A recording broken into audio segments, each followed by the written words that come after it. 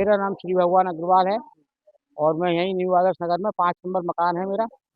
और मेरे से भी पहले एक बीच प्रचार में दंगा हो चुका है और मेरे इस केस में कोई सुनवाई नहीं हुई। मैं बहुत परेशान हूँ और मैं बहुत नाराज हूँ प्रशासन से। आपने मकान देखने को मकान तो मुझे बेचना ही है, क्या करेंगे यहाँ रह के? मकान बेच के जाएंगे फिर कहीं? समझे? कौन है, कौन परेशान करते हैं? यही है मुसलमान जो बचे हुए जो यहाँ किराए पे जो रहते हैं। मतलब कितने घरों में पोस्टर लगे हुए थे? कम से कम 50 घरों में पोस्टर लगे हुए हैं। उनकी शिकायत की आपने उन्हें? और इसमें तो जा ही रहे हैं लोग, 3-4 दिन से जा रहे हैं, बरकरार जा रहे हैं मतलब कितने समय से लोग परेशान कर रहे हैं? लोग। ये तो कम से कम 10-12 साल से हो गए, कितने लोग? तकरीबन 10-12 लोग हैं। घर तो एक ही है उनका? घर एक ही है, वो तो खुला हुए में रहते हैं, जरा सी झोपड़ी में रहते हैं।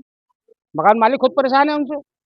वो कई बार अपनी चौकी में उसमें हरी पर्वत थाने में रिपोर्ट दे चुका है, कोई सुनवाई नहीं। मैंने बेचने के लिए पोस्टर लगा रखा है क्योंकि आज से 1 महीने पहले अपने मकान पे काम करा रहा था।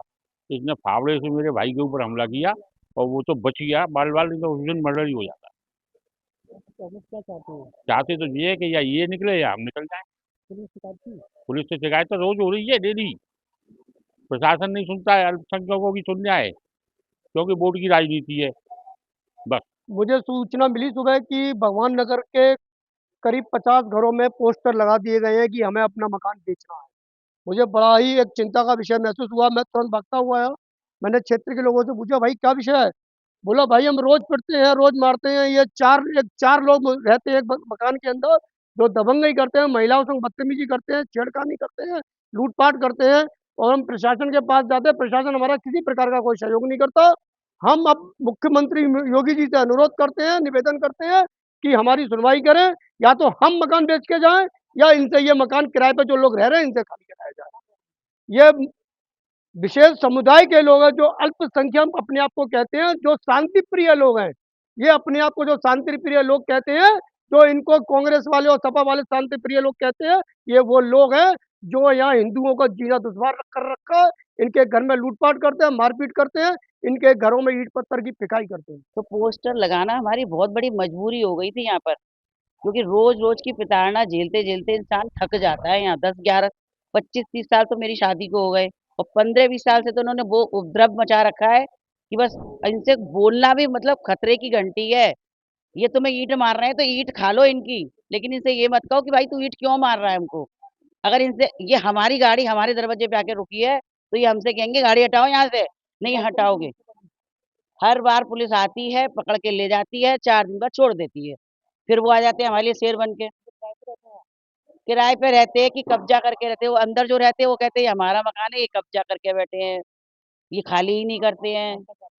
हम तो ये चाहते हैं कि या तो ये निकल जाए या हम सबको कोई मकान मकान दिला दे, कोई हमारा मकान बिकवा दे। थाना क्षेत्र कमला नगर में बल्केश्वर तहसील एरिया में मोहल्ले में एक लड़का जो सनी जिसका नाम था, उसने पड़ोस के लोगों से मारपीट हुई थी। तो इसमें उनकी तहरीर पर थाना बल्केश्वर थाना कमला नगर पर मुकदमा पंजीकृत किया गया है और इसको पुलिस कस्टडी में लेकर इसको हम लोग चालान कर रहे हैं माननीय न्यायालय के 170 बीएनएस की।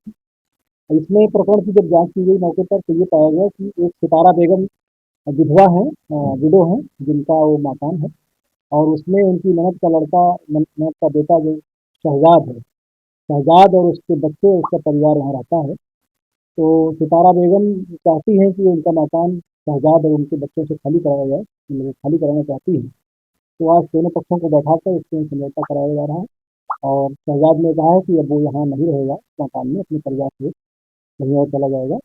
तो ये प्रकार से इसकी जो पूरा प्रकरण है इसका समाधान निकाले।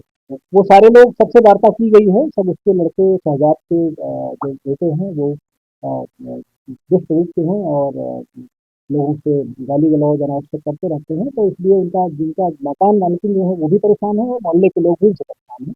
तो जब ये शहजाद चले जाएंगे सपरिवार यहाँ से तो अपनी आप समस्या का समाधान हो जाएगा और बाकी इसका समस्या का समाधान कर दिया गया है। शांति व्यवस्था नहीं है।